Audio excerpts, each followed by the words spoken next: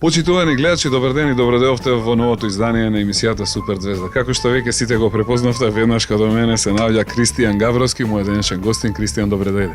Добре ден, Најдов. Како си ми? Супер. Ова е идеална прилика за сите оние дечиња кои што се интересираат за музика, да можат да научат нешто повеќе на полето на музиката со оглед на тоа што ти работиш и како изведувач, работиш и како композитор, работиш и како продуцент, а и аранжер, нели? И текстописец и со тоа што првото изведувач, оддавна биваме батален. Така, но сепак имаш искуство и на тој план.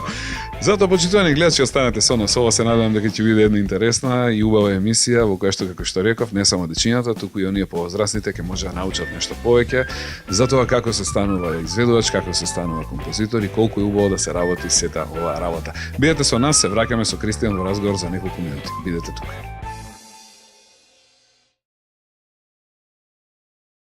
Се враќаме во разговор, почитувани гледачи, како што најавив во најавата, денешен специјален гостин Кристијан Гавровски.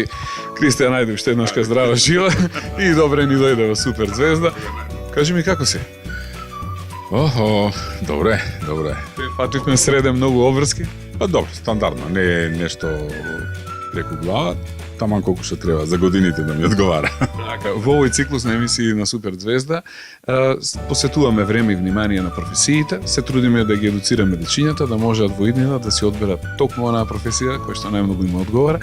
Затоа разговарам со луѓе од разни профили, токму те одбрав тебе поради тоа што има широк спектар на работи од музика кои што се споени во еден човек, а тоа си ти, и затоа денеска сме твои гости. Ти благодарам што не прими. Ајде да ја почнеме приказната сега, да се вратиме во твоите рани години. Кога прв пат откри ти дека имаш талент за музика?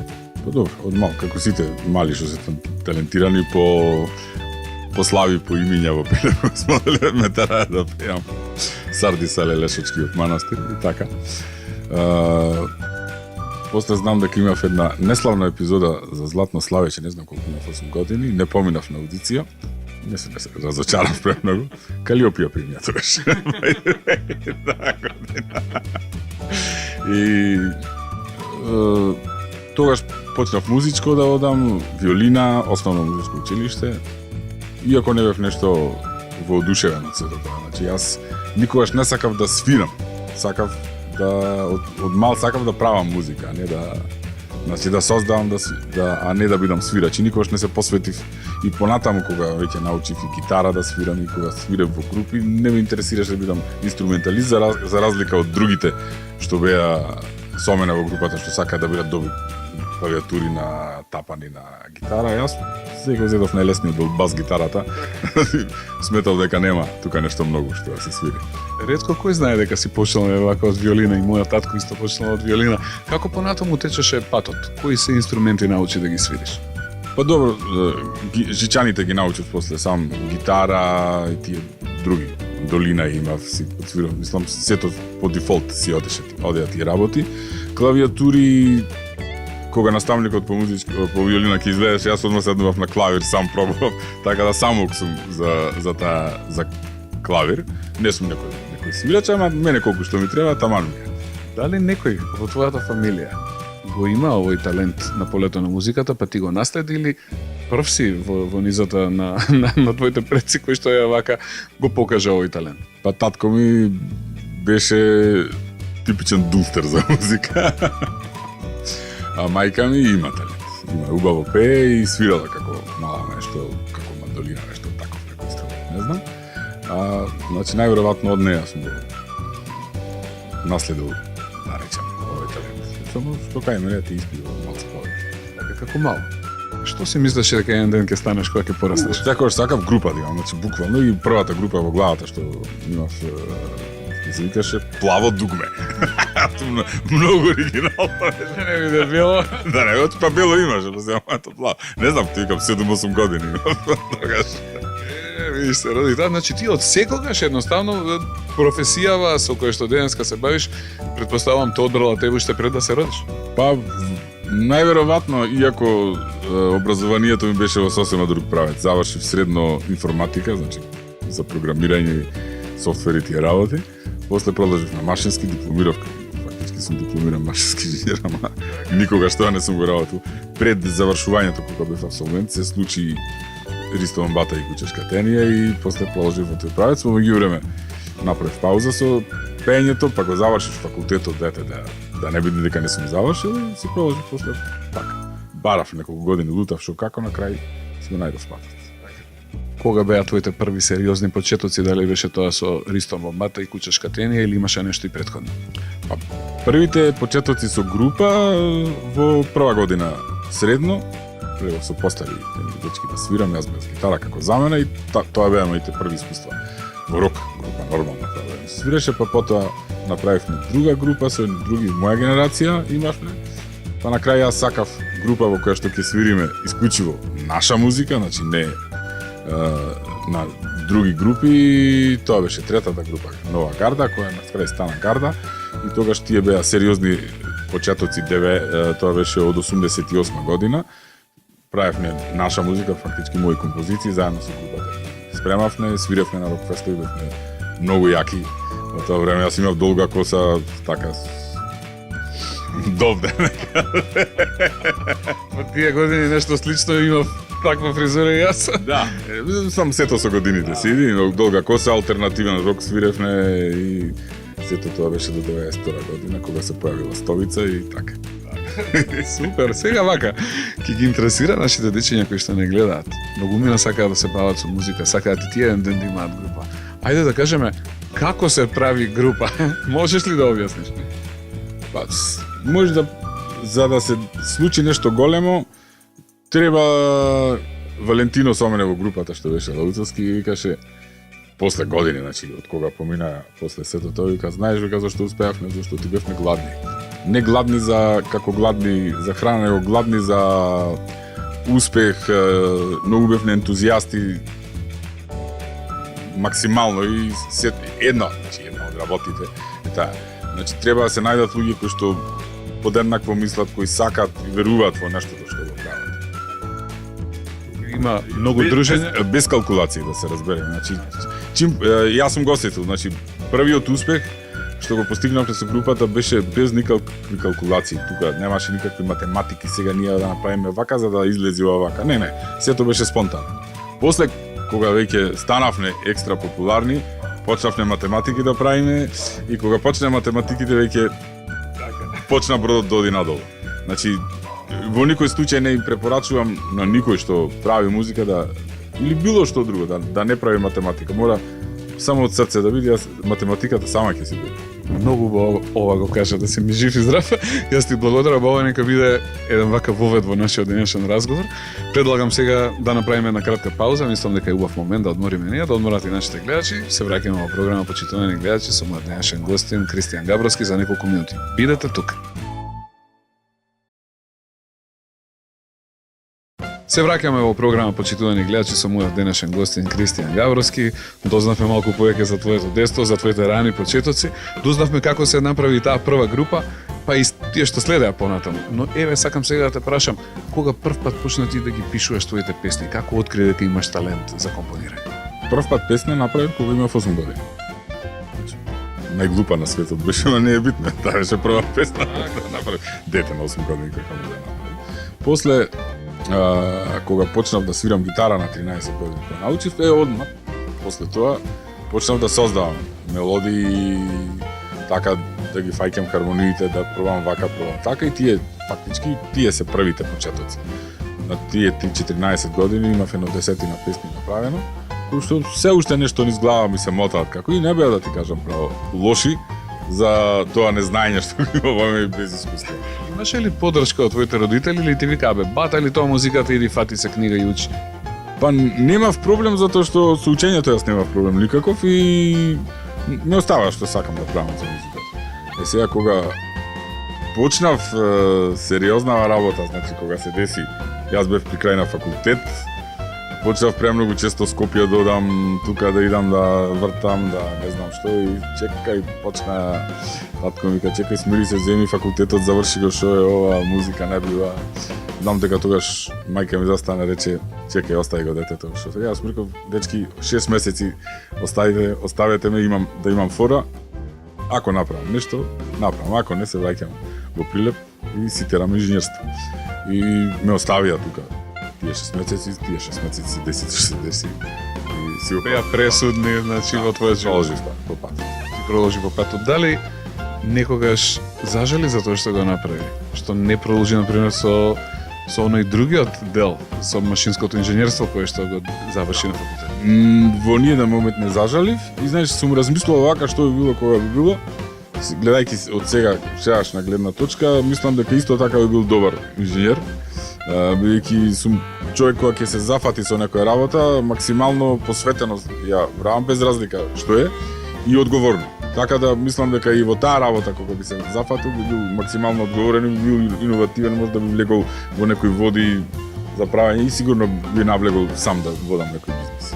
После се што се случи со тебе и твојата кариера, еве како работиш сега овие последни години, кажа дека делот како изведувач, дека го запостави веќе поодамна, сега си фокусиран и концентриран на што?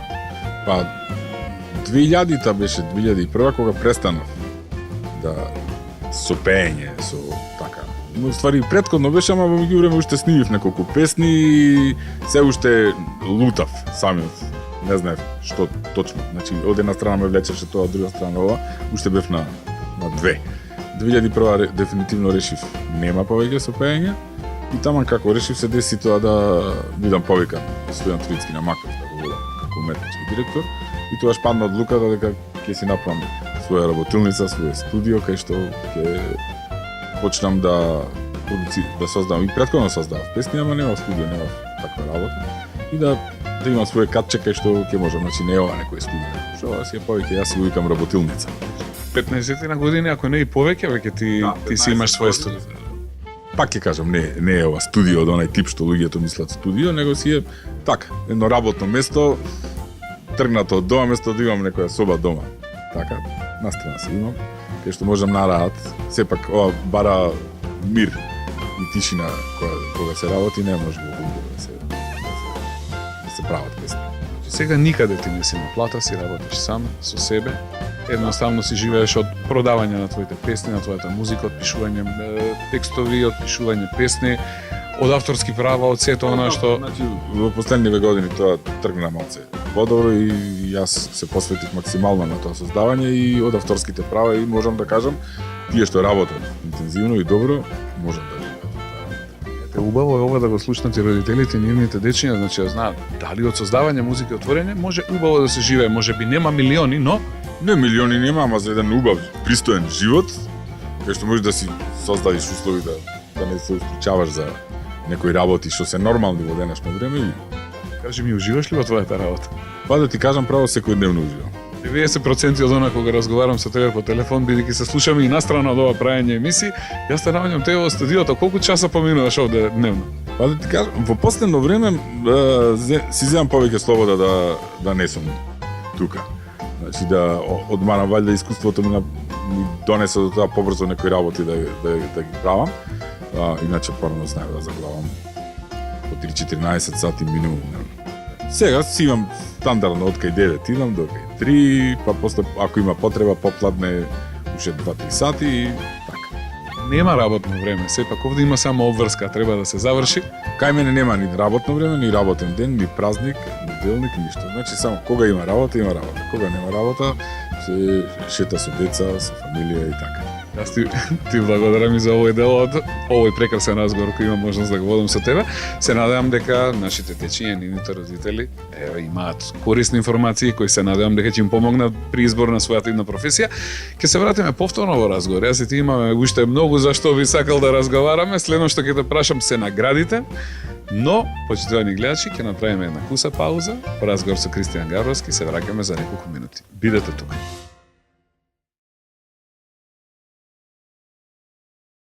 За оние кои малку подоцна се вклучија, денеска специјален и ексклузивен гостин е мојот стар добар пријател Кристијан Гавровски, човекот кој што кажавме дека е 5, 6 или 10 воедно, и композитор, и изведувач, и автор, и музичар, и текстописец. Од маката. Од мака, нели? Кажавме дека уживаш во целата оваа работа која што ја работиш. Кажавме дека со љубов создаваш све што правиш. Кажи ми, Кристијан, кажав дека ќе те прашам повеќе за наградите. Како што гледам овде, нема нешто за што не си наградуван. Имаш многу награди освоено до сега. Па, Немам нешто претерано и нити пак се замарам јас со наградите. Наградите воопшто не ми се битни, имам одамна кажано за таа работа. Награда се песните што остануваат. Значи, ако песната остани да се слуша, тоа е наградата. А дали денеска јас ќе добијам награда или некој, верувај, воопшто не е. Мене барем лично никогаш не ми представувало нешто вау, сега. Награда како награда. Ништо не значи. Ајде да кажеме, каде се били изведувани твои композиции, тргнувајќи од наши фестивали, па одејќи нагоре, па широм светот? Па добро, на сите македонски фестивали, што се поп фестивали, се имало, чак имам и на Цветници една народна песна на времето. Па не знам, еднаш пратив песна на конкурс, одамна беше, 90 не знам која година, и примила песна и се пееше на Цветници таа песна. Иначе нешто многу правам и народни песни, ама не претерано. Не ми е тоа. Не сум специализиран во таа работа. А во странство сум имал во Хрватска, неколку песни на фестивал во Црна Гора и на Евровизија, што бев со Ѓуко Танески. Ќе те наследат ли твоите дечиња во ова што ти денеска го работиш? Имаат ли они дел од овој талент кој ти го поседуваш? Па двајцата имаат талент, со тоа што мислам 100% сум сигурен, малата Анастазија ќе ме наследи, бејќи таа и го сака тоа, гледам. Со кеф седнува да свири на пијаното, си компонира самата песни и можам да кажам дека е многу поталентирана од мене на таа возраст јас кога бев. Која е твојата порака која имаш до сите оние родители кои имаат талентирани деца за музика? Треба ли да ги остават да си го следат својот сон? Па, треба да ги остават во секој случај да ако имаат талент за учење да ги терат малце да учат, а музиката повеќе да ја третираат како хоби, со тоа што хобито не го терат максимално, исто ангажирано, па ако кога ќе пораснат, ако стварно имат, можат да се продолжат слободно. Ако се за по музика, тогаш да продолжат и со музичка школа. А ако не се, тогаш и во друго училиште. Што ќе им кажеш на сите оние дечиња кои се интересираат за една ваква работа, пример животот да го поминат во студио? Убава ли е оваа работа? Кои се предностите, а кои се слабостите на оваа работа? Па, значи сега децата се уште мали тоа да го разберат, си има своје убавина и своја неубавина. Значи убаво е што никој не ти трие сол над главата, сам си тука, можеш да си мисли, да си размислуваш како што сакаш. Значи креативна е оваа работа.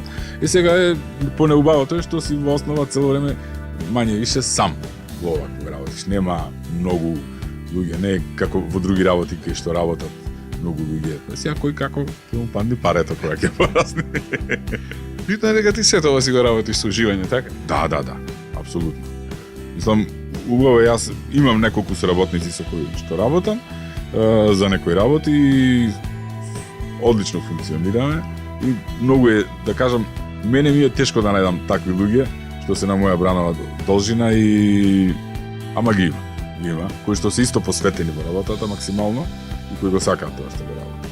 Каков тип на музика е тебе ти лежи? Што сакам да слушам? Тоа што го слушам јас денеска ретко кој го слуша, сепак тоа е музика од моје време кога јас бев тинејџер. Поп-рок алтернативна музика.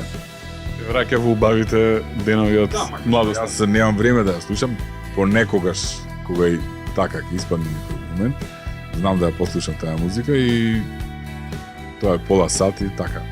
Малце ме враќа во тоа време, а иначе немам време, стварно нити пак искрено немам ни желба, премногу потстелен сум со музика, сакам некои други работи да видам освен музика. Како човек кој животот го посвети на музиката, сакам да те прашам, кое е твоето видување во врска со прашањето каква е генерално музиката во моментов во Македонија? Музиката во Македонија моментално е многу тажна. Значи, тажна е затоа што ситуацијата не е таква како што ни е, тоа е не е сега во моментот, тоа почна негде да паѓа 2000-та година. Од тогаш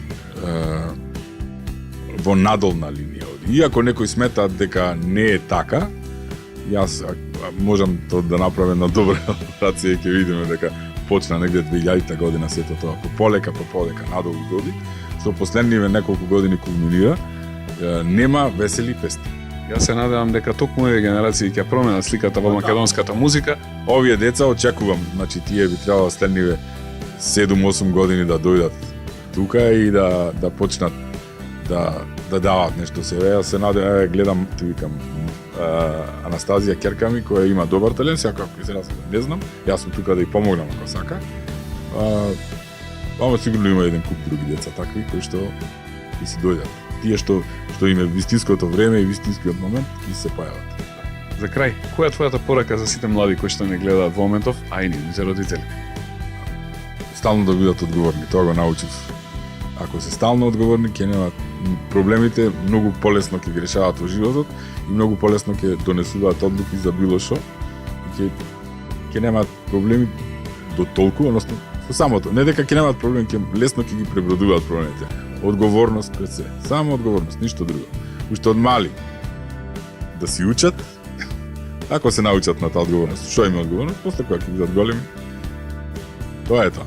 Јас ти благодарам што ме прими денес да бидам твој гостин овдека во твоето музичко студио. Ти благодарам што одвоив време и што имав можност да поразговарам со тебе. Се надевам дека нашите дечиња и нивните родители извлекоа веќе корисни информации кои ќе им помогнат еден ден во одредување на нивните патокази, животни патокази и при изборот на нивната една професија. Така да уште еднаш ти заблагодарам. Сега дојде момент да одјавиме емисијата. Поздрав до сите наши гледачи. Се гледаме повторно во следната емисија на Супер Звезда која е за 7 дена од денеска, а до тогаш бидете добри, слушајте ги мама и тато и слушајте македонска музика. Чао, пријатно до гледање, чао!